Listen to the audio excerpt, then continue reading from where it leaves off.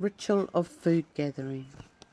In an environment in which virtually all the elements of life were tapu or sacred, all the food gathering operations of the people became ritualized.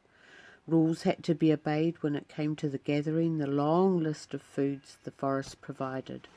Ground living and flying birds of every species, insects and grubs like the famous hoo-hoo beetle larvae, a fat caterpillar that tasting like sour walnuts, native bats, the Maori imported rats and dogs, eels, lobsters, whitebait, native trout, freshwater mussels, berries of the revered karaka tree, the supplejack, matai, white pine, tutu, fuchsia, poroporo, titoki, pollen from the raupo, flower and fruit of the kia, cabbage tree roots and pith, tree fern pith, and the young shoots of the Nico palm, the roots of ground ferns and bracken, watercress and sow thistle which lined the stream banks, fungi of several kinds to be eaten raw.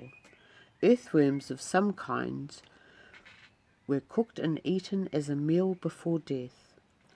The kind of tapu or sacredness surrounding the gathering of food from the forest was epitomized in the rituals of the bird hunter. Birds were an important source of storable protein for the Maori. They were roasted on spits under which were slung special guttering to catch the dripping fat. Cooked and boned, the bone would be useful for making implements. Birds were pressed into hollow gourd calabashes and covered with their own fat as a preserve, which could be used in trade or intertribal giving, as well as being kept through the cold months when protein supplies from both sea and forest might be irregular.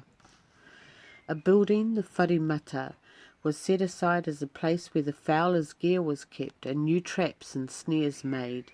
Women were not allowed to enter it because of the tapu.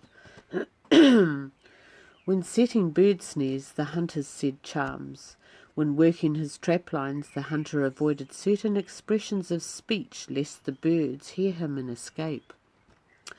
The name of the game being hunted would not be spoken, since that would make the animals nervous and shy. Trees with good berry production and therefore high bird population were made tapu. Hunters did not carry cooked food, since this would pollute the forest. The modi or life principle would be destroyed and the birds would leave. All loose feathers from caught birds had to be concealed. Offerings to the spirits of branchlets and herbage were made at special places. Hunting birds could be a dangerous pastime. An expert would set snares for pigeons in the topmost branches of the white pine over 100 feet above the ground.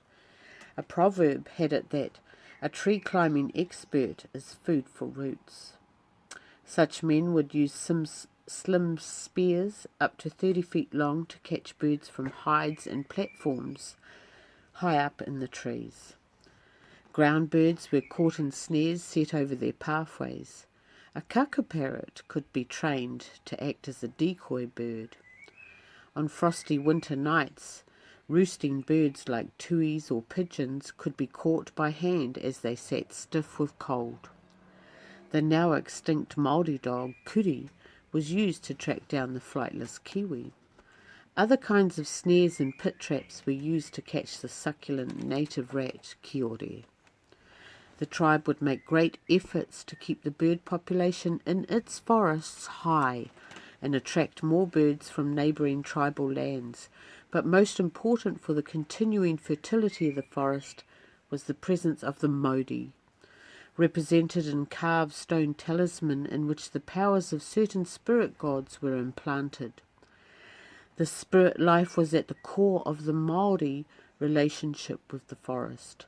As Eldson Best wrote, they enter the sylvan solitudes imbued with a subconscious feeling that they are among not only friends but beings related to themselves. For are not men and tree alike descended from Tāne? Between the man and his god, a host of other beings also inhabited the forest. The Turehu, a strange race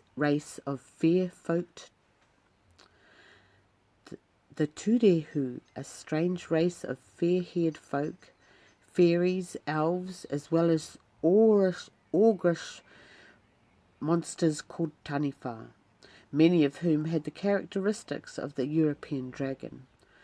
The Tūrehu were said to be the original New Zealanders and to claim possession of all the products of the land. They were seldom seen, but on misty days might be heard talking, singing and playing flutes. For the Maori, the forest represented the totality of life. In it, nothing was impossible.